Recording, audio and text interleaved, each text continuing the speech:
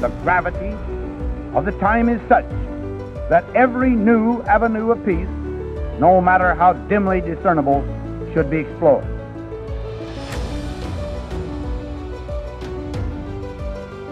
Never before in history has so much hope for so many people been gathered together in a single organization.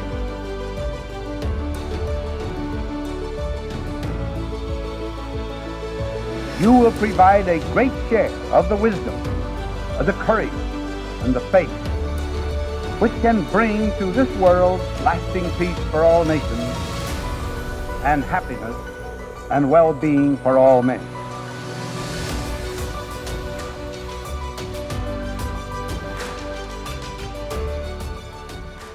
Hello, everyone, and welcome back to the Titans of Nuclear podcast. My name is Matthew Piyush, and today we're joined with Piyush Sabharwall, who is a distinguished senior scientist and department manager at Idaho National Laboratory. So thank you, Piyush, for joining us today.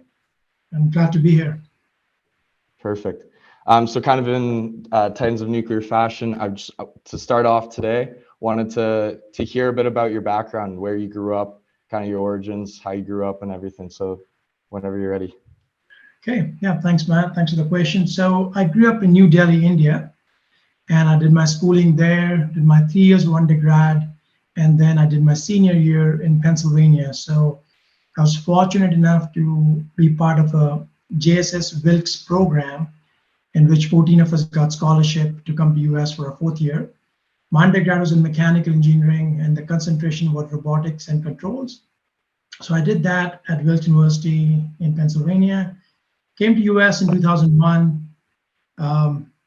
So should I continue, keep talking about the journey till now, or?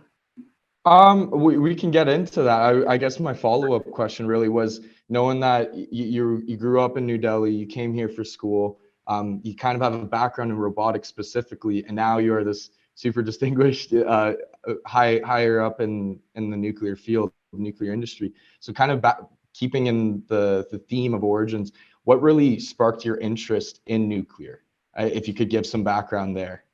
So as mentioned, so my undergrad was in mechanical with concentration in robotics. I always liked working with energy systems, thermodynamics, heat transfer. Those were always my key strength areas. After finishing my undergrad, I pursued my master's at Oregon State in nuclear. I started in mechanical, but once I got to know more about nuclear engineering and its applicability and its value, I switched my major to nuclear engineering and made mechanical engineering as a minor. Because I liked what I was doing in mechanical, but I was really getting more and more interested in nuclear to understand the benefits it brings to the humankind. The nuclear energy field, the technology really is a carbon-free source. So yeah, I'm a big-time eco-friendly person, and I believe in the sustainability goals. So I thought this is where my passion is, and I want to understand more. And before I can get deeper into this, I better understand the technology. So that was one of the big drivers, and I'm glad I made that decision. So. Fantastic. I love to hear that. Specifically, it kind of echoes my own sentiment and my own reasons as to why I got into the industry. I was in a similar boat. I was kind of just figuring out what I wanted to do in the world. Did some research. I was really passionate about climate change, and was researching personally about different climate solutions, and nuclear came up. So it's really interesting to hear that was kind of the spark was your own interest and own motivation.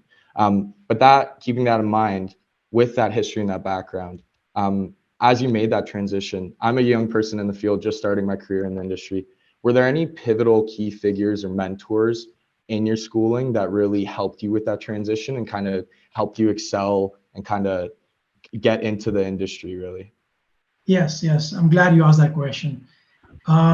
So, today, whatever you become in life, in a career, there's always mentors needed during the path, right? Who guide you, help you.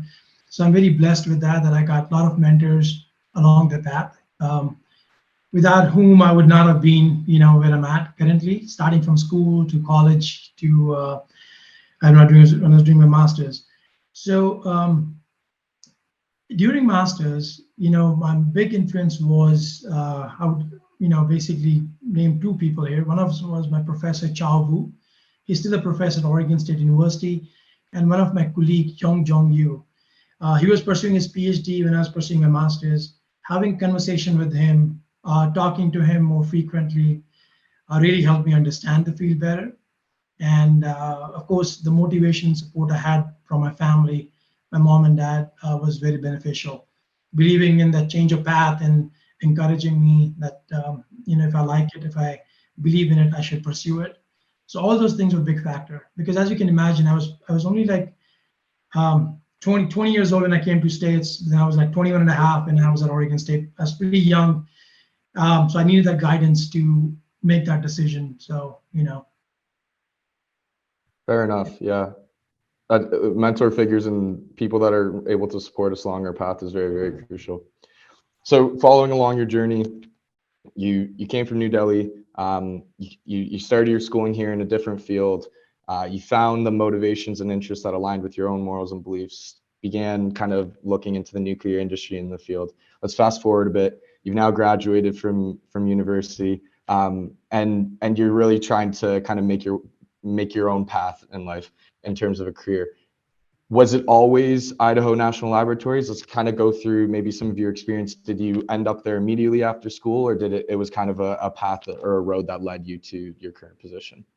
So after finishing my master's, in fact, let me take a step back here. So during my master's, I did an internship at Oak Ridge National Lab. It was the first time I got exposed to molten salt technologies, primarily advanced high temperature reactors. I was working with Dr. Charles Forsberg, Dr. Grady Yoder, and Larry Yoder, and they were my mentors there. So I was working with them trying to understand more about the technology, and that really told me one thing, that I would like to pursue my career in research and at a national lab, because we get to work with many challenging upcoming problems. We really help industry, as much as we can, and we work with so many different problems. And I mean, it just, you really get to use your things that you learn at university. So it was like, okay, I can make an impact. I would like to do this, and it really encouraged me to pursue that. So after that, I applied to fellowship programs and scholarship programs, and I got a successful letter from INL, and I got a INL Fission Fusion scholarship. So that basically paid for my doctorate work, and so that made my decision easy, of course, to come to INL. And I've heard a lot about INL at that point, being a nuclear engineer, and so I was wanting to go there. So I said, okay, let me go check it out. And then I'm glad I made that decision. Since I worked on various projects, and I so far had an excellent experience. Fantastic. So INL was also kind of a key pivotal factor in your career and development as well. As we kind of progressed through that experience, were there any kind of projects that stood out that were really important to you, or that were just kind of interesting in terms of working on, or a passion project in general that you had while you were working, or it might be a current one too? Yeah, so luckily all the projects I've had, so I've been at 18 plus years now, right? If you stay at a place that amount of time, you have to enjoy your work and like the work, right? So I've been very fortunate in that regard. The projects I've worked on have all been very interesting, right? The first project I worked at INL was NGNP, Next Generation Nuclear Plant. And I was in the engineering team, and I was looking at the best way to transfer thermal energy, which I mean is heat, from nuclear power plant to hydrogen plant. How do we do it in a most effective and efficient manner? So I like that. As I mentioned, I like heat transfer and fluid mechanics, so that was really, I enjoyed doing that. That led, of course, I worked with a lot of colleagues on different programs, and so that was my starting point. Then I got involved in programs such as hybrid energy systems, which is now called Integrated Energy Systems Program, which basically talks about coupling nuclear with renewable energy technologies, because they both have carbon-free technologies. So it's good to see how we can couple those in a most optimized fashion. In which I also learned about hydrogen production with the high temperature steam electrolysis and stuff. Using the current ways we do is mainly steam methane reforming, which on average produces around 9 kg of CO2 per kg of hydrogen produced. So and hydrogen is a good fuel for future, but the means to produce, if I can do it in a more carbon-free manner, which nuclear provides it. So again, so these are the avenues, like, so you start the project, but you get on to maybe various other things and you learn on the way from various projects. And then I was involved in VTR. I was leading the gas-cooled cartridge tube development for gas-cooled fast reactor. So that was very interesting because that has never been done before. So gas-cooled fast reactor technology has never been developed or demonstrated. So it was good to kind of take on the challenge, learn from what exists, and work on that aspects. And that we had industry partners, mainly General Atomics, and 5 different universities that we were working very closely with. During this process, I really want to emphasize I have worked with a lot of students, and I really enjoy working with students, undergrad and graduate students. I have an INL so far in my career, have hosted 43 interns, and I still keep in touch with many of them, if not all. So that's very that really helps me. That gives me energy talking to students and providing some guidance where I can. So after the VTR program, basically in my current role, I'm the technical area lead for the microreactor program. So basically the area that I handle in that is called demonstration and support. So all the non-nuclear testing and demonstration falls under that area, in which we look at technologies which have lower understanding, how we can come to the next step, how we can enable the industry to not only demonstrate but help in commercialization aspects. So that is again an accent area that I really enjoy. And so apart from that, I'm also leading a project for Holtec, in which we are developing integrated effect test facility and separate effect test facility to basically make sure of a couple of things. One, reduce the uncertainties where they have, and provide required data for verification validation purposes, so they can understand that and basically refine the design where needed and have the data for licensing purposes. So as you can see, the reason I'm bringing all these things up is, as you can see, starting from one project to another, there's some linkages, but there's so many new things you get exposed to. And that again reemphasizes my point that working in a national lab allows you to do those things, which I thoroughly enjoyed. This also provided an opportunity for me to work very closely with professors at universities and some researchers at industries. Working with the university basically also led to my other affiliate appointments. I'm an adjunct at Texas A&M in the mechanical engineering department. So I work very closely with professors there, and also an adjunct faculty at University of Michigan in nuclear engineering department. So I work very closely there. So, and I enjoy all that. So I participate in the committees, participate in the proposals, work on some challenging novel problems together. And being a researcher at National Lab allows me all that, so, and I'm glad, so this always, I look back of the 18 years I've been in this industry as a professional, it tells me that, that decision I was very happy with, and I'm glad I made that decision. So fantastic. I mean, you touched on a lot of things there, and I love to hear all of them. There's definitely a couple avenues that I want to explore a bit more as you spoke there. The light bulb kept popping up of, well, we got to talk about this more. First off, I want to mention the aspect of student internship. Phenomenal program that you got have going on there. I look back on my own starting and upbringing, and internships and co-ops were so pivotal in expanding my knowledge and also just exploring my love for the industry, and really being able to do that is so crucial. So I really appreciate that point, and it's fantastic that you're able to foster and grow that at INL. Another thing that I wanted to talk about specifically, one of the interesting things I would like to explore is that often when we hear about nuclear power, nuclear generation, we always think of it in an electricity capacity or an electricity generation capacity.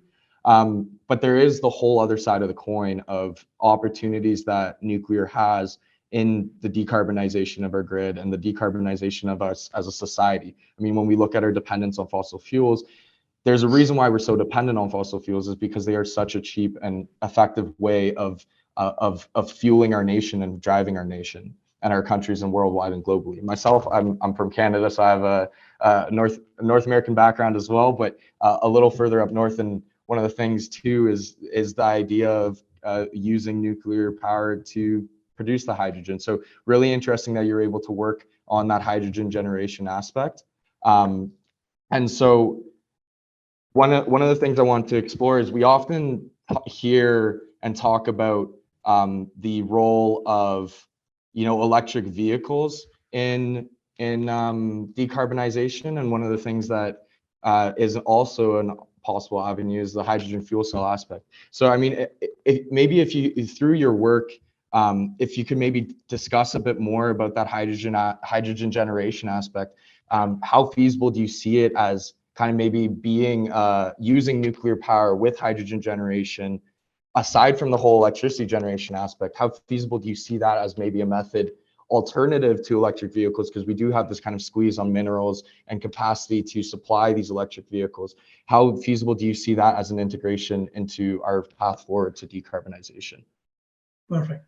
I'm glad you asked that question, because that's one of the big goals that I think the US has and the world has about taking those basically going away from these carbon fuels. So if you think about fundamentals, right? If you put carbon on fire, right? If you basically react COC like carbon and oxygen, you will get CO2. That's simple chemistry 101. So if you don't want CO2, how about I change my source in the beginning, right? And so basically that's where hydrogen comes in.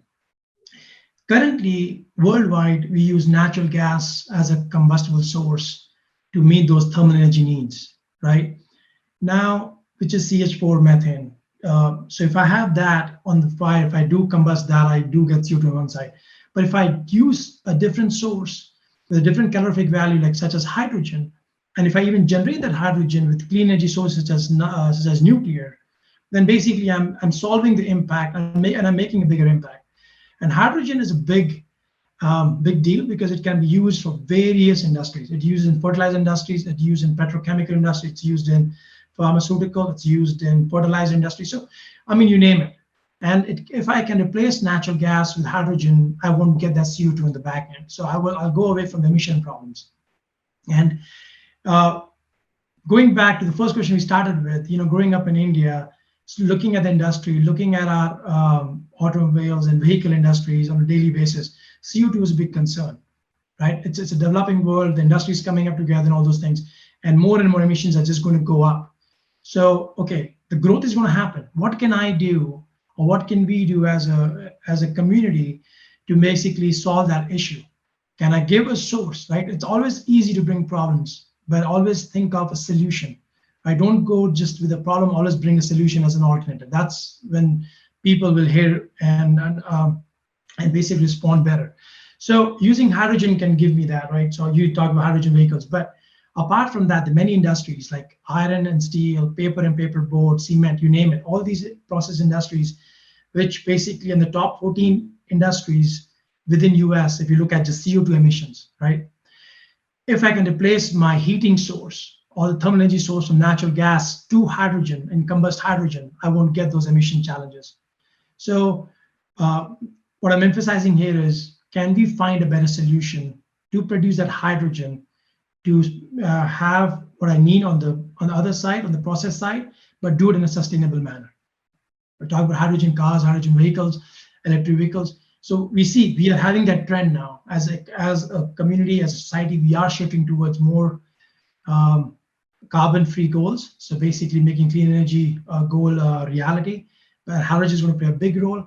But at the same time, got to make sure the generation of hydrogen is occurring also in carbon-free manner using nuclear or a clean energy source. So that is a great, very important point, that it goes outside of just transportation. There are so many industries that rely on fossil fuels as well, whether it's from a personal experience, Canada, the oil sands out west, and all these other industrial processes. And there are so many countries and nations that have been able to utilize fossil fuels in the past to kind of develop and grow at a very quick rate.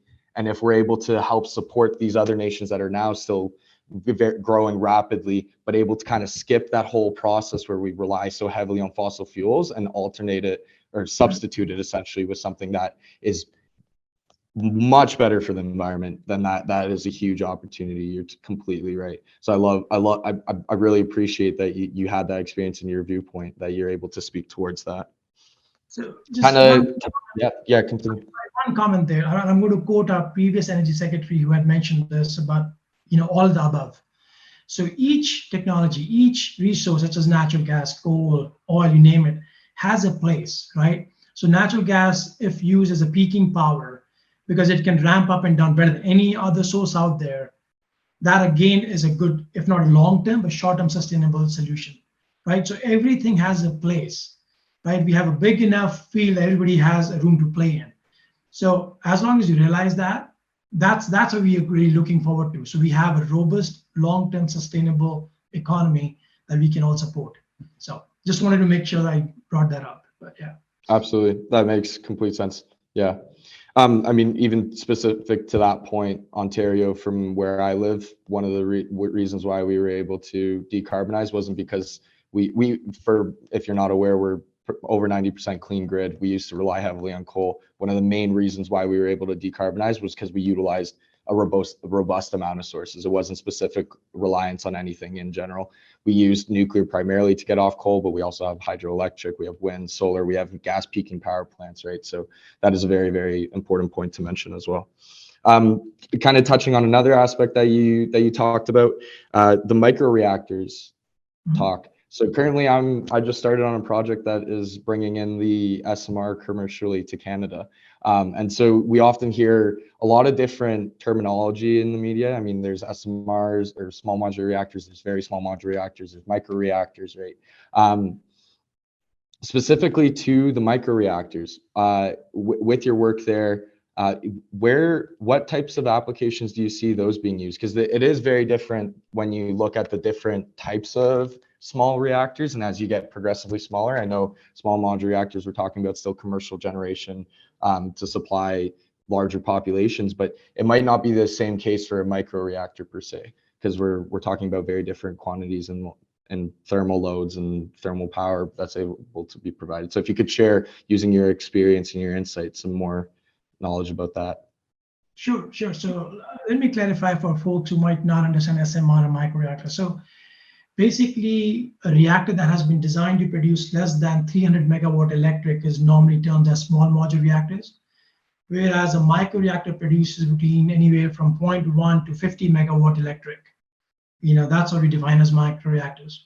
They can be factory manufactured, transported, deployed rapidly, and the use cases that as you brought up. So if you look at the market, right? So if you have isolated operation, the use case in that scenario would be like remote mining operations, military installations.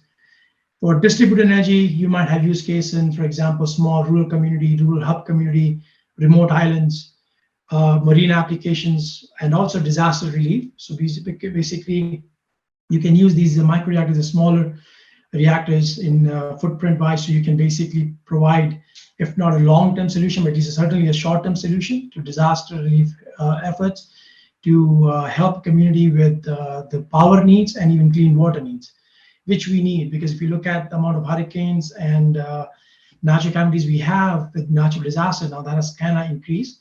So we need to come with solutions so that the community and people don't suffer. We can provide them with a clean energy source of power and clean water, at that time. Because if you lose grid connectivity, if you lose that you can't really connect to bigger electricity providers, then we can have these microreactors provide the minimum requirement or needs. So, fair point. I mean, there is a huge amount of growth within the industry itself right now in the nuclear industry, and a lot of that, I think it's like even a common theme in our discussion right now, is that what we used to think of as nuclear power generation specifically for electricity purposes in these big capacities, the larger you make it, the economies of scale go down. It's really that mentality and that idea is really, really shifting now. And right. The theme that we've been discussing is really that the applications for nuclear are growing. I mean, they've always been there, but we now have the refined interest and the passion and the drive to explore them again. So I like your points there, mentioning the different use cases as well, because as we talk more, we're just highlighting and showing all the different use cases really that are available. And I mean, that's primarily with your ability to do such work at INL, like the ability to work on so many different projects, and really that fuel for the nation to kind of explore and dive into these different applications and use cases. So we've talked very thoroughly about your experiences, Piyush. Kind of want to take a kind of step back in the bubble and kind of talk more about INL and dive into INL itself as well. So Idaho National Laboratory. Is there any exciting press releases or any news that you know of that came from INL recently that you might want to highlight?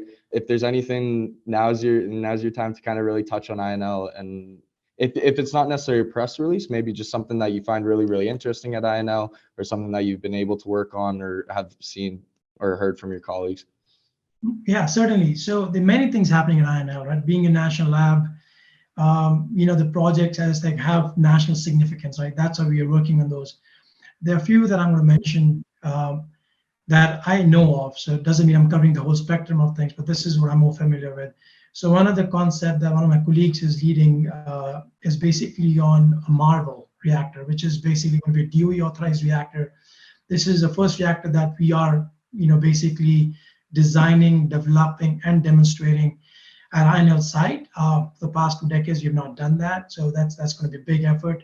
And what I look forward from that is not just the technology, but the lessons learned will also act as a blueprint for many other reactor vendors who are starting up with a new concept. So this will provide them and some idea of the steps required, right? What does the journey really entail? What are the processes involved? Because sometimes we don't understand that.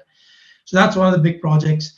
There are a lot of things happening on remote operation, autonomous control. We're trying to understand how would that be, because end of the day, right, apart from the safety and technical aspects, we want to bring down the cost, right? One of the big features of SMR and microreactors is the lower overnight capital cost that these things have. But can we look into, can we reduce it further, right? Not just capital cost, but even operation cost, or so the autonomous part or semi-autonomous part is important to understand. So we have another initiative such as fission battery initiative that is also going on at INL. We have net zero initiative. So there are many to name, right? But again, if you think about the common theme here as to how do we really provide the solution for future, right? How do we find it in a sustainable, economically, in a safe and a clean manner, right? And it's one thing to design something on a piece of paper, but it takes a lot more effort if we just have to design, develop, understand how it's going to work, and demonstrate by some experiments. That's how we have non-nuclear test beds, like I talked about in my area. We look at, we have facilities such as SPHERE, which looks at heat pipe cooled reactors and heat pipe performances. Then we have magnet facility, which again provides a little bigger infrastructure, about 250 kilowatts. And then we are developing and designing a facility called Hector, which is going to be for higher pressure, high temperature systems. Now, the reason I'm bringing this up is because before you really worry about the nuclear end of things, you got to understand the technology, and the best way to do it is take baby steps, take smaller steps, understand it. If something fails, you want to make sure it fails at a much lower scale, so the impacts are lower and you can understand and learn from it. And if something's successful at a smaller scale, you want to see how it's going to behave at a much bigger scale. So that's why the stepwise approach really helps us. And this is all thing I talked about. These facilities are under the DOE microreactor program. So we are looking not only in technology maturation aspect, we also, as I said, we're looking at demonstration aspect, we're looking at licensing aspect, and this Marvel provides us a really good application which combines all these three. So we're making sure that we have this framework that industry can leverage and use for the commercialization aspects.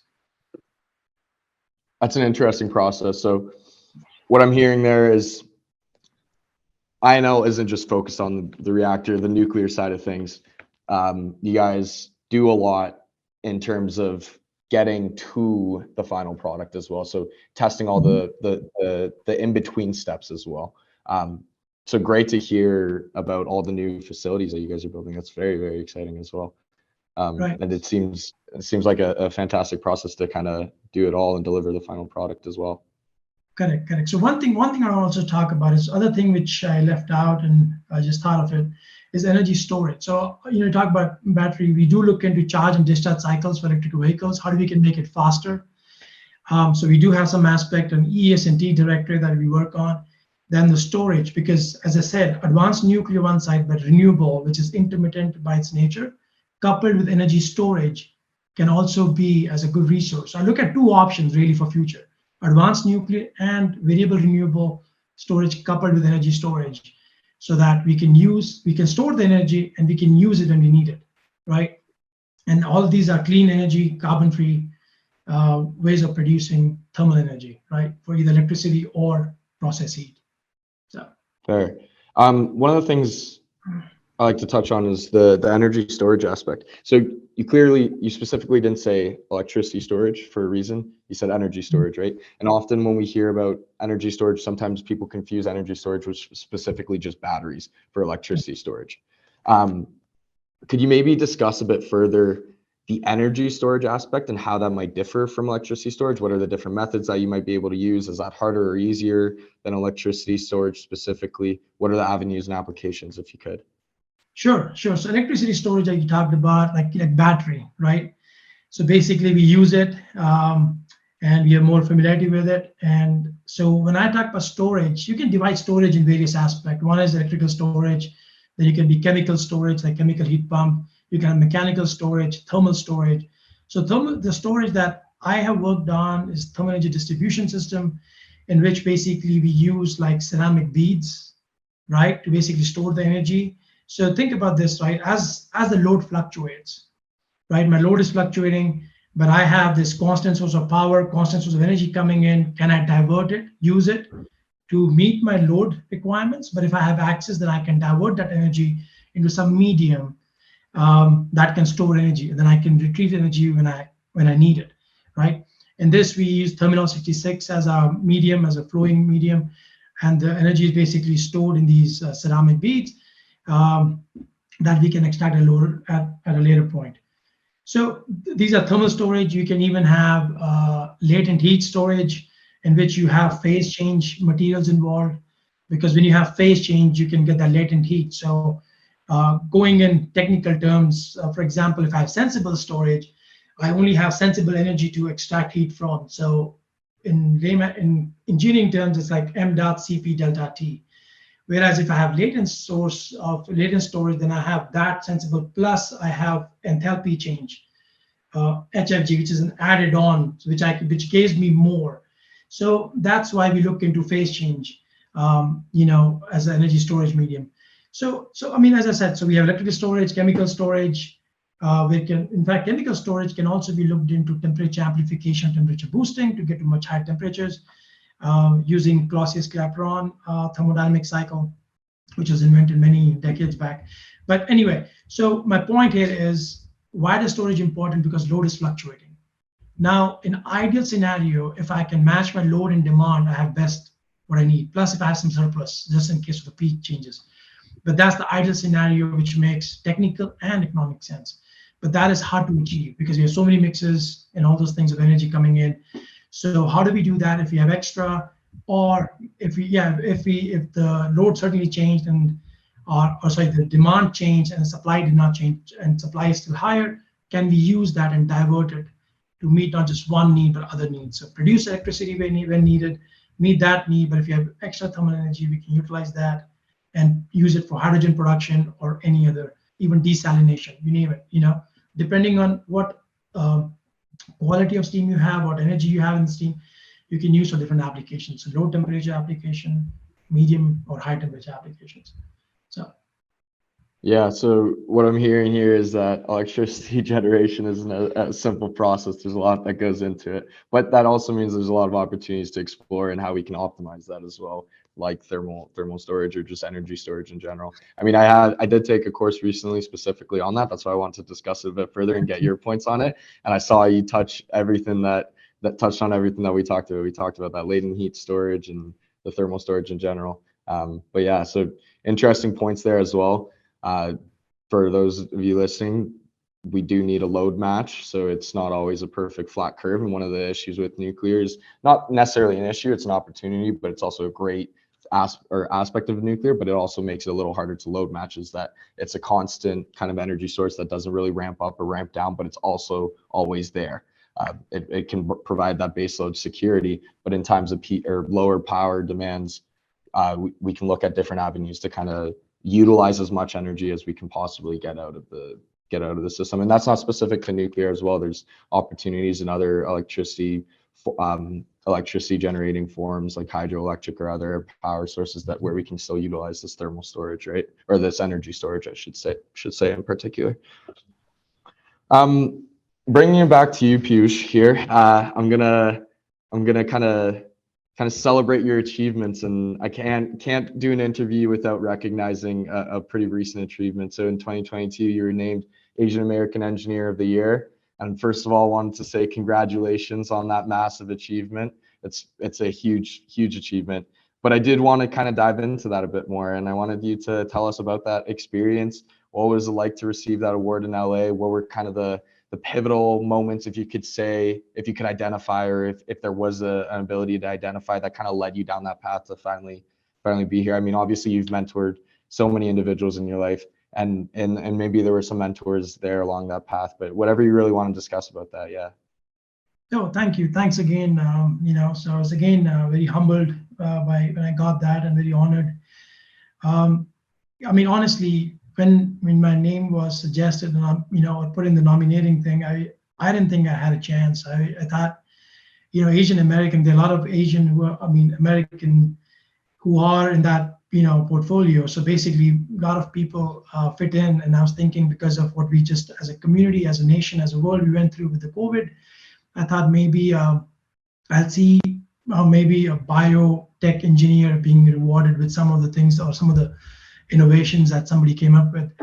But overall, again, I said, it was a very humbling experience. Again, thanks to my mentors at INL who suggested, who provided my name to this, the current director at INL, Dr. Yusuf Balut, and a colleague of mine, Gerhard Stridham. They were the one who kind of suggested my name in that mix. So again, can't thank them enough for that opportunity. It was a great experience. When I went there, I did get a chance to meet very high up people from Boeing and other industries, and got a chance to tour SpaceX, spend like half a day there, saw how things work, and met with the higher ups there. So it was very good experience. We had a lot of media coverage. We had a lot of local media there. And for that day and a half, they really treat you as like a celebrity. So, that was good to experience in life. But again, as I said, we do this thing, at least, most researchers do this. They do all the work they do because of the passion they have, right? Sometimes you get awarded for that, sometimes you don't. That's okay. I mean, that's part and parcel, but you keep the focus on your main goal that you have in life, right? Which is basically making an impact to things you want to see that you made a difference, So again, sorry, I took a tangent there, but again, coming back to the experience there, when we went up there, everybody got a 2-minute speech time to talk about, and I was able to basically make a list of mentors, and it was quite a few, to be honest, because I remembered quite a few mentors along my way, from some teachers in India who believed and pushed me harder than others, like Mrs. Shashi Gehlot, Mrs. Brasher, Mrs. Mathur. I mean, the reason I'm naming this is because, I don't interact with them anymore. But if they do get a chance to hear this, then I want to make sure that they recognize that I still value the time and the belief they showed. And many professors like Dr. Shukla in India, and then a lot of professors back in Wilkes and Oregon State and University of Idaho. But again, as I said, many people played their part, in kind of helping me, and mainly encouraging and making sure that I didn't lose that belief, right? That's very important. Mm-hmm. And I'll tell you one of the interesting things. When people came up to the stage and talked about these things, it was good to see that people talking and acknowledging other mentors who played a big part. That was very pleasing to see. That was very good to see that, okay, that, people are still humble, and people are still recognizing other people's aspect and work they did in their future, in their careers. So it was good. As I said, I was not expecting, it was very unexpected. But I was really glad that I, got that opportunity. And one of the best feature was my dad was visiting me that time, so he was with me. So that was good to see. only thing, of course, I missed, my mom passed away 5 years back, so she was not there, but she was a teacher. She taught science and English in India. So, I mean, again, she was not there, but then again, it started with her, that she believed and she's pushed me like, no, take on this. And, she's always been my guide and mentor. Both my parents have in support of that, and my wife and my kids were there. So it was for them to see, and they were very excited. My kids were much higher than I was. Because of the big screen, and they were kind of taking you there and all those things. And so, of course, it was a big deal, but they really made a much bigger deal. So again, thanks for their support, and love from my wife and my kids, that they always encourage me and still push me to do better and better things in life. So yeah, absolutely. I mean, that's such a special moment to be able to share with your loved ones.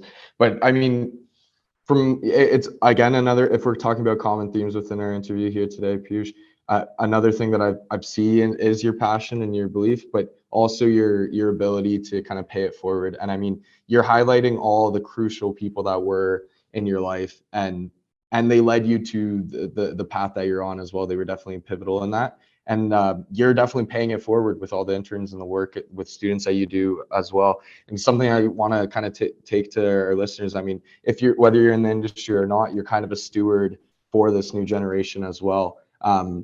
Whether you want to be or not, you are, by virtue of working in the industry. You are looked at as kind of like a mentor figure or an experienced individual where people can turn to ask questions. So I'd kind of encourage you, kind of like you did, Piyush, is to open your mind and your heart, and to allow people to ask questions, be open to questions, kind of be a steward as well to the next generation, because you never know who's going to grow up to be the next recipient of the Asian American Engineer of the Year award, right?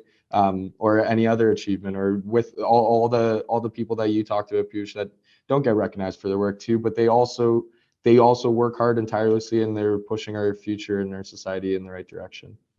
I mean, yeah, if you have any words to that, but one of the things we've talked around about background and history, we've talked about current work. I want to kind of go towards the future and the outlook to the future as well, and kind of in the tradition of Titans of Nuclear fashion. In terms of the future, we talked about kind of the different applications of nuclear energy, right? We've talked about potential use cases. Really want to dive into your opinion, Piyush, and in terms of the nuclear industry and nuclear energy specifically. What do you think your vision is really for the future of this technology? And really, more importantly, how can we get there? How do you envision us getting there to that future? Great. So, I mean, based on the experiences you gain in the field, you get better idea what's needed, right? So looking at the future, if we really want to have a future where we have basically reduced emissions in the world, because think about this. Sometimes I'm very thankful that the way the world is structured, meaning that only 1/3 is the land, right? And maximum is water, most of it's water. Because if it was other way around, it would be too late already, right? So what I mean by that is, this is no joke. This is a serious concern. And sometimes in life, you don't have a U-turn. It becomes too late to fix things. Luckily, I think we are still at a point that we can make a difference, we make an impact, we can make a change by making sure our solutions that we carry forward are clean and sustainable. And nuclear has to play a big part, right? That's one of the reasons. I'll tell you one thing, that most nuclear engineers, I would like to say all, but most nuclear engineers are very eco-friendly people. That's one thing we have in common, right?